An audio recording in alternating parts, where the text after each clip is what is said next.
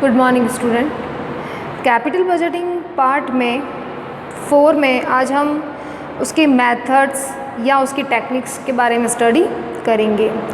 Capital budgeting का ये सबसे इम्पॉर्टेंट पार्ट है क्योंकि इसमें जो मेथड्स होंगे उसके बारे में आपको बताया जाएगा कि कौन कौन से मेथड्स हैं। ठीक है, तो कैपिटल बजटिंग या हम कह सकते हैं इवैल्यूएशन टेक्निक्स, या तो हम इसे पूंजी बजटन कह सकते हैं। ठीक है, पूंजी बजटन मेथड्स भी बोल सकते हैं, विधियाँ, या हम इसे मूल्यांकन तकनीकें भी बोल सकते हैं।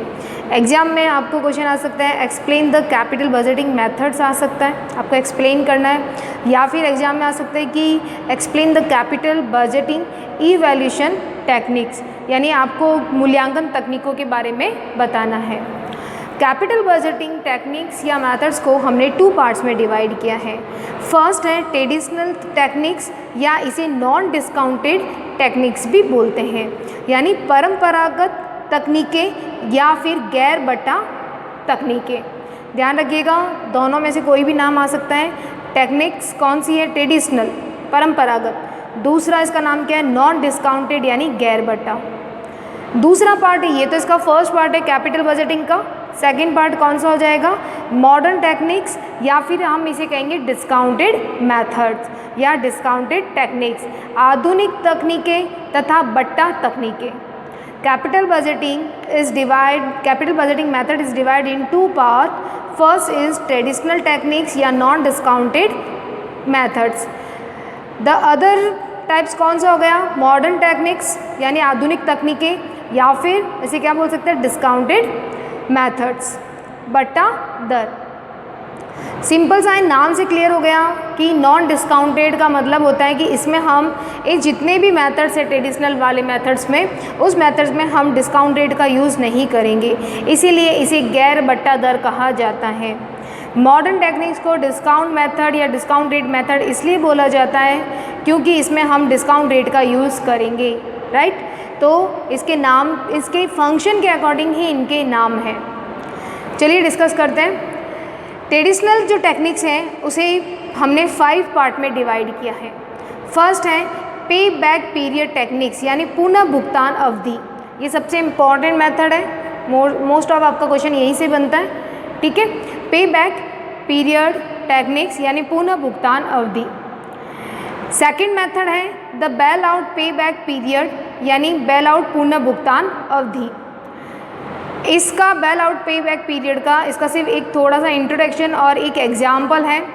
आपकी बुक में इसका कोई भी रिलेटेड क्वेश्चन नहीं है, ये सिर्फ बेल आउट पे बैक पीरियड का इसका सिर्फ एक ही क्वेश्चन है जो एग्जाम्पल के रूप में दे रखा है।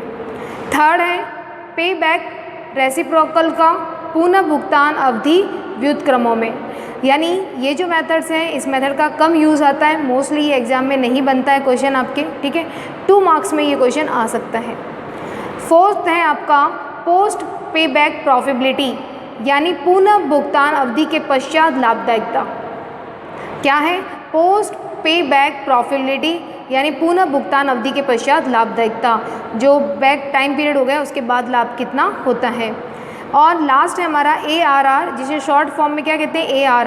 ARR का फुल फॉर्म क्या हो गया? एवरेज रेट ऑफ रिटर्न, औसत प्रत्याय विधि। एग्जाम के अकॉर्डिंग अगर हम बात करें तो फर्स्ट मेथड बहुत इंपॉर्टेंट है आपका। इस फर्स्ट मेथड के साथ ही आपको 4th मेथड साथ में पूछ लिया जाता है, पोस्ट बैक पीरियड का, प्रॉफिटेबिलिटी का, राइट, या फिर ARR से एक क्वेश्चन बनता है आपका। मॉडर्न टेक्निक्स में जो मेथड्स है वो 3 पार्ट में है। नेट प्रेजेंट वैल्यू, शुद्ध वर्तमान मूल्य। सेकंड है प्रॉफिटेबिलिटी इंडेक्स, यानी लाभदायकता निर्देशांक। ध्यान रखिएगा, ट्रेडिशनल मेथड में भी प्रॉफिटेबिलिटी वर्ड आया है और आपका मॉडर्न टेक्निक्स में भी प्रॉफिटेबिलिटी का वर्ड आया है, लेकिन ध्यान रखिएगा इसमें पीछे इंडेक्स लगा है कि इंडेक्स के बारे में पूछेगा।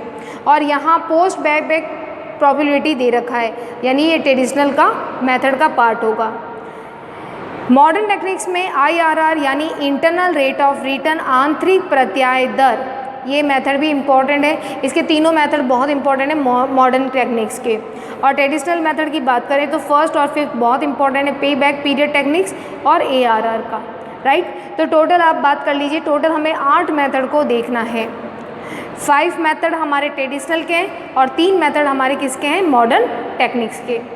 आज हम जो है सिर्फ पे बैक पीरियड टेक्निक्स की बात करेंगे। पुनः भुगतान अवधि क्या होती है? देखिए, पे बैक पीरियड टेक्निक्स, पुनः भुगतान अवधि, सबसे पहले इसका मीनिंग देखिए। मीनिंग क्या होता है कि पुनः भुगतान अवधि, नाम से ही पता चल रहा है कि जो आपने इन्वेस्टमेंट किया है, जो आप इन्वेस्टमेंट करना चाहते हैं, उस इन्वेस्टमेंट का रिटर्न यानी प्रॉफिट हमें कितने टाइम पीरियड बाद मिलेगा। इसका जो हमने इन्वेस्टमेंट किया है, इसका रिटर्न हमें कितने टाइम पीरियड से मिलेगा, इसकी कैलकुलेशन करना क्या कहलाता है? पे बैक पीरियड टेक्निक्स, पुनः भुगतान अवधि तकनीक। क्लियर है आपको? शॉर्ट वन लाइन में क्या बोलेंगे कि जो इन्वेस्टमेंट हमने किया है वो कितने समय से हमें रिटर्न देगा, तो वो कौन सा मेथड है? पे बैक पीरियड। क्या नाम पे फोकस किया जा रहा है? अवधि पे। क्लियर है आपको? इसे हम पे ऑफ मेथड भी बोलते हैं। पे ऑफ मेथड भी किसका नाम है? पे बैक पीरियड टेक्निक्स का। Are you clear? इसका मीनिंग आपको समझ में आ गया होगा कि किसी परियोजना में जो इन्वेस्टमेंट अमाउंट करते हैं, वो इन्वेस्टमेंट अमाउंट हमें कितनी अवधि में या कितने टाइम पीरियड से हमको मिलेगी, उस मेथड को पे बैक पीरियड मेथड कहा जाता है। क्लियर है आपको? इस मेथड को हमने 2 पार्ट में डिवाइड किया है।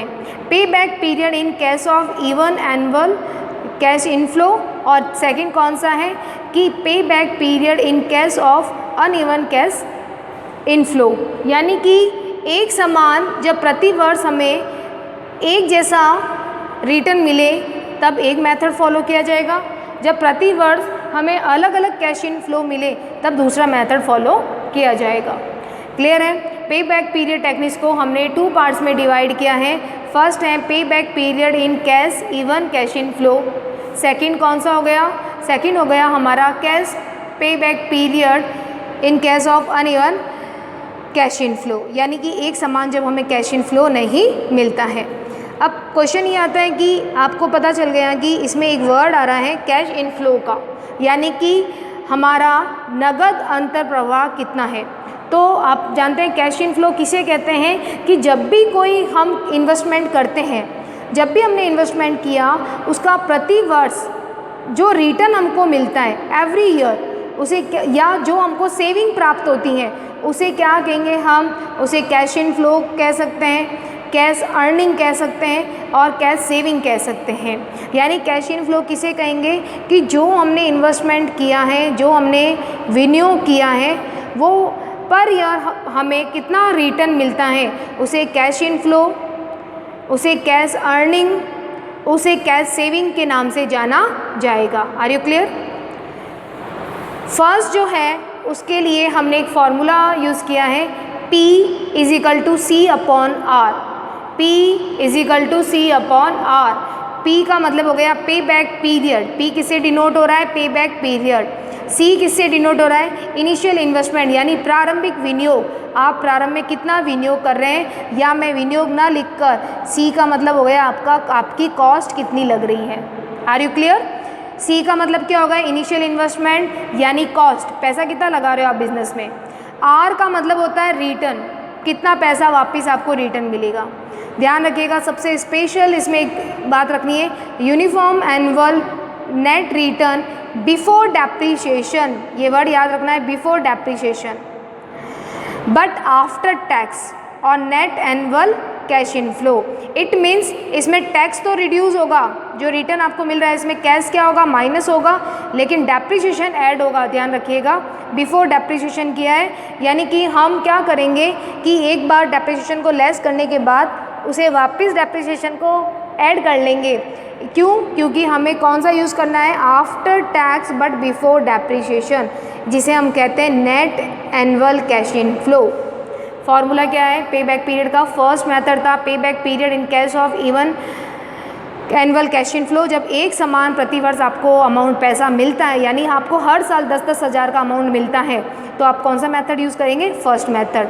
फर्स्ट मेथड का फॉर्मूला हो गया P = C/R। P मतलब पे back period, C means initial investment या हम कॉस्ट कह सकते हैं, R का मतलब जो इन्वेस्टमेंट हमने किया है उसे रिटर्न कितना मिलेगा। उस रिटर्न में जो हम यूज़ करेंगे अमाउंट, वो आपकी ध्यान रखिएगा, बट क्या होगा, after tax but before depreciation, the most important line, इसीलिए आपको फॉर्मूले में इसको लिखना है, राइट। चलिए इसका एक हम एग्जाम्पल लेके सॉल्व करते हैं। सपोज दैट आपने इन्वेस्टमेंट किया 80,000 का, आपने कितना लगाया पैसा अपने बिजनेस में, 80,000।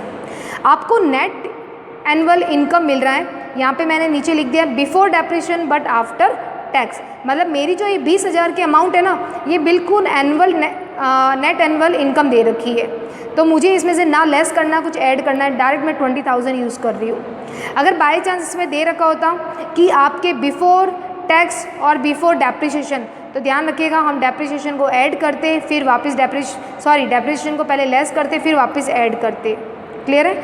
चलिए इसको शॉर्ट में समझते हैं कि इन्वेस्टमेंट दे रखा है 80,000 का, ये आपको आर मिल रहा है, कितना मिल रहा है, 20,000, यानी ये तो 80,000 क्या हो गया कॉस्ट हमारा, ठीक है, तो हमने 80,000 को यहाँ लिखा, 20,000 हमारा क्या है, आर है, रिटर्न आपको मिल रहा है, तो सी अपॉन आर यानी 80,000 डिवाइडेड बाय 20,000, यानी 80,000 को हमने किससे डिवाइड कर दिया, 20,000 से, तो ये आपका टाइम पीरियड आ गया, कितना आ गया, 4 ईयर, तो ये क्या आंसर हो जाएगा, पे बैक पीरियड, कि आपको जो आप अपने फर्म में 80,000 लगा रहे हैं वो 4 साल से आपको मिल जाएगा।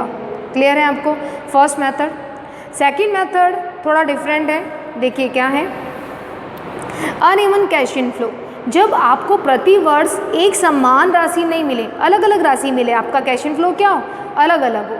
ध्यान रखना इन्वेस्टमेंट तो कॉमन है, जैसा इन्वेस्टमेंट दे रखा होगा हमें इन्वेस्टमेंट के साथ कुछ कैलकुलेशन नहीं करनी है पूरे चैप्टर में, हमें सिर्फ कैश इन फ्लो के बारे में नोटिस करना है कि कैश इन फ्लो कैसा है। चलिए क्या दे रखा है, if the investment does not given a uniform annual return, यानी कि अगर आपका विनियोग है वो आपको एक जैसा नहीं दे रखा है, आपका रिटर्न एक जैसा नहीं मिल रहा है, देन द कैलकुलेशन ऑफ पे back period is done with the help of saving. Saving means हम कह सकते हैं बचत की सपोर्ट लेकर हम इसकी कैलकुलेशन करेंगे, यानी कि हम इसका सपोर्ट लेंगे, आपको क्यूमुलेटिव टेबल यानी संचयी टेबल का सहारा लेंगे। क्या लेंगे, संचयी टेबल का सहारा। The annual inflow are cumulate and the time by which cash inflow equal to the investment will be the pay back period of the project. देखिए इसे क्या कहते हैं, अनइवन जो कैश इन फ्लो होता है बेटा, उसमें क्या होगा कि आपका जो इनफ्लो होगा ना, कैश इन फ्लो जो पैसा आता है हर साल, तो वहाँ पे तो आपने देखा पहले एग्जाम में कि 20,000 आ रहा था, एक ही था, लेकिन अगर आपको हर साल अलग अलग मिले, जैसे एक बार मिल गया आपको, एक साल आपको 10,000 मिल रहा है, दूसरे साल आपको 5,000 मिल रहा है, तो ये डिफरेंट अमाउंट हो गई। तो इसकी कैलकुलेशन हम किसकी सपोर्ट से करेंगे, क्यूमुलेटिव टेबल बनाकर, यानी संचयी टेबल बनाकर सपोर्ट लेंगे। ध्यान रखिएगा, क्लियर है आपको। और कब तक सपोर्ट लेंगे, जब तक कि वो इन्वेस्टमेंट के बराबर नहीं हो जाता। इसको हम एक एग्जाम्पल से सॉल्व करते हैं। जैसे दो मशीन है X और Y, और आपका इन्वेस्टमेंट यानी कॉस्ट कितनी दे रखी है, 40,000। इसे मैं इन्वेस्टमेंट भी लिखती रहती हूँ ताकि आपको पता रहे कि कॉस्ट को हम इन्वेस्टमेंट के नाम से भी जानते हैं, ठीक है, कि जो आपने पैसा लगाया यानी 40,000। देखिए यहाँ दे रखा है अर्निंग आफ्टर टैक्स, क्या कह रहा है, टैक्स तो मैंने घटा दिया बट बिफोर डेप्रिसिएशन, तो मुझे जो अमाउंट दे रखी होगी कैश इन फ्लो की उसमें कुछ भी कैलकुलेशन करने की आवश्यकता नहीं है, क्योंकि हमें जो लाइन चाहिए वो हमको मिल चुकी है। आफ्टर टैक्स हो गया और बिफोर डेप्रिसिएशन। फिर इसने कैश इन फ्लो बताया कि भाई 5 साल का टाइम पीरियड है और X को इतना मिल रहा है कैश इन फ्लो और Y को इतना मिल रहा है। देखिए हर साल अलग अलग है, जैसे कैश को जो X है मशीन को उतना देखो 10,000 मिल रहा है, सेकेंड ईयर में उसे कितना मिल रहा है 15,000, तीसरे साल उसे मिल रहा है 20,000, चौथे साल उसको 10,000 और 5वें साल 5,000। यानी देखिए कैश इन फ्लो पूरा डिफरेंट है। Y में भी यही सिचुएशन है कि फर्स्ट 5,000, 15,000, 20,000, देन 15,000, देन 10,000, यानी कैश इन फ्लो डिफरेंट है। तो जैसे ही कैश इन फ्लो अलग अलग दे रखा होगा और आपको पे बैक पीरियड के बारे में पूछ रहा है, तो हमें पता चल जाएगा कि हमें कौन सा मेथड यूज़ करना है, अनइवन कैश इन फ्लो यानी सेकंड मेथड फॉलो करना है। Are you clear? इस मेथड को सॉल्व करने के लिए कोई पर्टिकुलर फॉर्मूला नहीं है, इसे पर्टिकुलर सिर्फ एक क्यूमुलेटिव टेबल बनाकर हम सॉल्व करेंगे। देखिए हमारा जो क्वेश्चन था उस क्वेश्चन के अकॉर्डिंग क्या था, 40,000 का इन्वेस्टमेंट था। तो सबसे पहले आपको सॉल्व करने से पहले आपको इनिशियल इन्वेस्टमेंट यानी कि जो कॉस्ट है वो आपका लिखेंगे 40,000 यहाँ लिख देंगे। क्लियर है आपको? 40,000 हमने लिख दिया। फिर हमें एक टेबल बनाई एक्स की और वाई की, क्योंकि यहाँ पे हम एक टेबल का सपोर्ट ले रहे हैं जिसे क्या कहते हैं, क्यूमुलेटिव टेबल यानी संचयी टेबल। यहाँ पे ईयर का सबसे पहले ईयर के कॉलम बनाए, 1 to 5 ईयर के कॉलम बनाए। एक्स मशीन के लिए 2 कॉलम, वाई मशीन के लिए भी 2 कॉलम। यहाँ पे जो कैश इन फ्लो आपका एक क्वेश्चन में दे रखा है, जैसे 10,000, 15,000, ठीक है, आपका 20,000, 10,000, 5,000, ये क्वेश्चन में दे रखा था और हमने ऐसे कैसे इसको लिख दिया। सेकंड हम क्या कर रहे हैं, इसी को ही क्यूमुलेट करके यानी संचय करके लिख रहे हैं। जैसे 10,000 का 10,000, 10,000 में 15,000 जोड़ेंगे तो कितना हो जाएगा 25,000, 25,000 में जब 20,000 जोड़ेंगे तो कितना हो जाएगा 45,000, 45,000 में 10,000 जोड़ने पर 55,000 और 55 में 5,000 जोड़ने पर 60,000। आपने बनाया होगा इसे, ठीक है, जब आपने बहुलक वगैरह सॉल्व किए होंगे तब इसका सपोर्ट लिया होगा। तो ये क्या हो गई संचयी टेबल। संचयी टेबल हमारी रेडी है। कैसे किया, 10,000 का 10,000 एज इट इज़, पहले साल का तो ऐसा ही आएगा। सेकंड साल में 10,000 में क्या जोड़ना है 15,000 को, फिर कितना आया 25,000, 25,000 में सामने कितना है 20,000, देन इसको जोड़ दिया।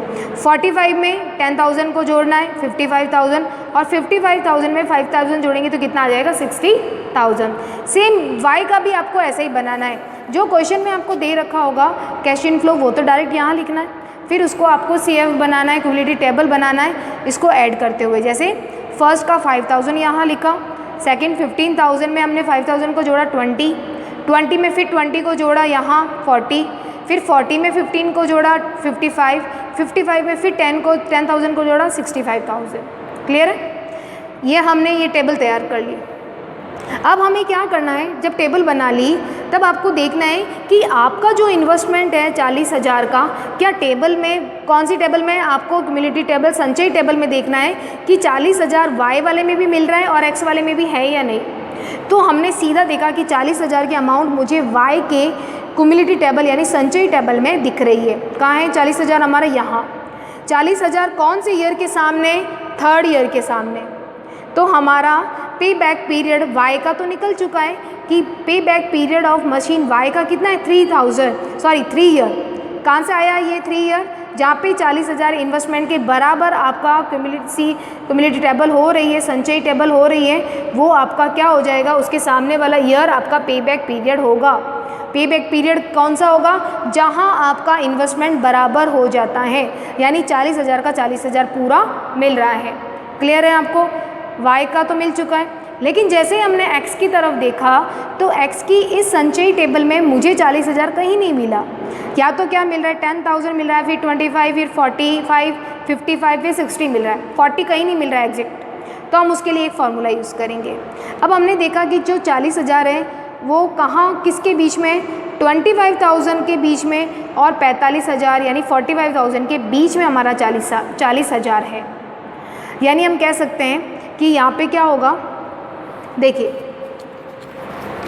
40,000 जो है वो यहाँ आपको नहीं मिल रहा है एक्स में, तो हम क्या करेंगे, एक मेथड यूज़ करेंगे, एक्स मशीन लिखेंगे। यहाँ पे देखेंगे कि 40,000 2 और 3 साल के बीच में है, तो जो 2 साल है तो वो हम क्या लिखेंगे, यहाँ प्लस करेंगे इसे। क्लियर है आपको?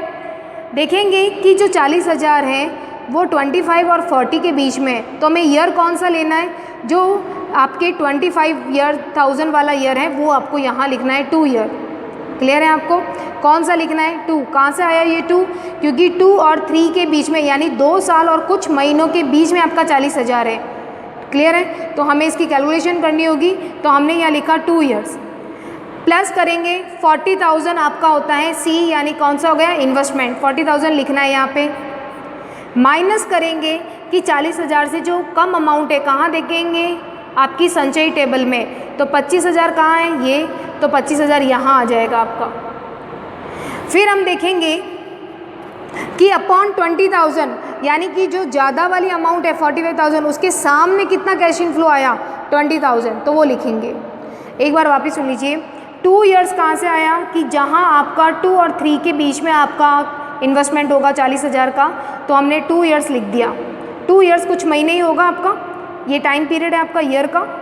40,000 का मतलब क्या हो गया, कॉस्ट कितनी है 40,000, क्वेश्चन में हमेशा गिवन होगा 40,000 हमने लिख दिया, ये 40,000 आपका यहाँ आ गया।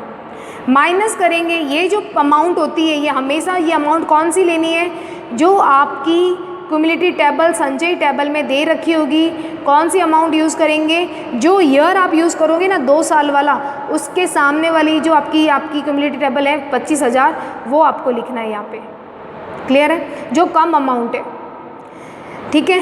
और अपॉन किसको करेंगे, जो 45,000 के सामने कितना है हमारा कैश इन फ्लो, कितना मिला हमको, वो लिखना है 20,000 का, ठीक है। अगर आप भूल भी जाएँ तो ध्यान रखना, इसको चेक करने का मतलब है आपका इन्वेस्टमेंट कितना है 40,000, ये आपका क्या है 40,000 है। आप ध्यान रखिएगा, अगर मैं यहाँ 45,000 लिख दूँगी तो माइनस में आ जाएगा 5,000, इसीलिए आपको एक तरीका ये भी है कि आपका जो ये अमाउंट होगा ना 25,000, ये हमेशा इन्वेस्टमेंट से कम ही होगा, तो ये 25,000 मैंने यहाँ पे लिख दिया है, ठीक है। इसको करेंगे सॉल्व, 2 + 40,000 में से 25,000 गया, कितना बचा 15,000 अपॉन 20,000। आपके 3 जीरो से हमने इसको कट कर दिया है, ये आ गया आपके 5 की टेबल से 3 और 4, तो ये हमारा 2 + 3/4 ईयर आ गया। y का कितना आया था 3 ईयर्स, x का कैसे आया 2 ईयर, तो ये कॉमन चल ही रहे थे, कुछ महीने की बात हो रही थी 3/4 कर दिया, इसे आप पॉइंट में भी आंसर लिख सकते हैं। क्लियर है, तो हमें ईयर आ गया 2 + 3/4 ईयर। ध्यान रखिएगा सबसे इम्पॉर्टेंट एक चीज़, the pay back period of machine X is shorter, therefore it should be purchase. अगर आपसे पूछे कि क्वेश्चन में कि एक्स और वाई में से किसको सेलेक्ट करोगे, तो हम करेंगे एक्स को। क्यों करेंगे एक्स को, क्योंकि एक्स बहुत कम टाइम पीरियड में हमारा पैसा अर्निंग करके रिटर्न करके हमको दे रहा है। कितने कम में, देखिए ये तो 2 साल कुछ महीने लगा रहा है, जबकि वाई तो पूरे 3 साल लगा रहा है। तो हमें जल्दी कहाँ से मिल रहा है पैसा, एक्स मशीन से, तो हम एक्स मशीन को क्या करेंगे, परचेज करेंगे। ध्यान रखिएगा पे बैक पीरियड में जब भी 2 प्रोजेक्ट का सिलेक्शन करना होता है, 2 प्रोजेक्ट में से सिलेक्शन करना होता है, तो जो पे बैक पीरियड सबसे कम होता है अवधि, उसी को ही सेलेक्ट किया जाएगा। ध्यान रखिएगा, जो पे बैक पीरियड कम अवधि का होगा उसी को ही क्या करेंगे, हम सेलेक्ट करेंगे। क्लियर है आपको इस राशि को, ठीक है। पे बैक पीरियड के कुछ फीचर्स हैं, ये सिंपल मेथड है, और जिनके पास कैश की शॉर्टेज होती है उन कंपनी के लिए बेटर है कि भाई मेरा पैसा कितने टाइम पीरियड से आ रहा है। तो कैश जिन फर्म्स के पास कैश नहीं होता है उन फर्म्स के लिए ये बेटर है। सबसे बड़ी बात, और इसमें जो एस्टिमेट हम जो एस्टिमेट लगाते हैं वो टाइम पीरियड एकदम सही आता है, तो ये एस्टिमेट के लिए भी सही है। इसकी डीमेरिट्स की बात करें तो सिर्फ ये टाइम पीरियड पे फोकस कर रहा है, ये नहीं देख रहा है कि भाई वाई मशीन कितना पैसा कमा के दे रही है या एक्स मशीन कितना प्रॉफिट कमा के दे रही है, ये नहीं चेक कर रहा है। तो ये प्रॉफिट को क्या कर रहा है, इग्नोर कर रहा है। ये सिर्फ किसको ध्यान रख रहा है, पीरियड, टाइम पीरियड को, यानी अवधि को ध्यान रख रहा है। इसीलिए इस मेथड की सबसे बड़ी डीमेरिट्स है कि ये प्रॉफिट को इग्नोर कर रहा है और पीरियड को देख रहा है। क्लियर है आपको, तो ये सबसे और क्या डीमेरिट्स हो सकती है कि डीमेरिट्स ये है कि डिस्काउंटेड रेट को यूज़ नहीं कर रहा है, ठीक है। और ये मेथड क्या है कि आज के टाइम में क्या ऐसा फॉलो कर सकते हैं नहीं, ये ट्रेडिशनल मेथड है, परंपरागत है, जो कभी भी इम्प्रूवमेंट नहीं किया गया, तो ये इसकी डीमेरिट्स हो सकती है। तो आज हमने जो मेथड किया है वो पे बैक पीरियड का किया। पे बैक पीरियड की स्टडी की नेक्स्ट में हम ट्रेडिशनल मेथड के दूसरे पार्ट का देखेंगे। Okay, thank you.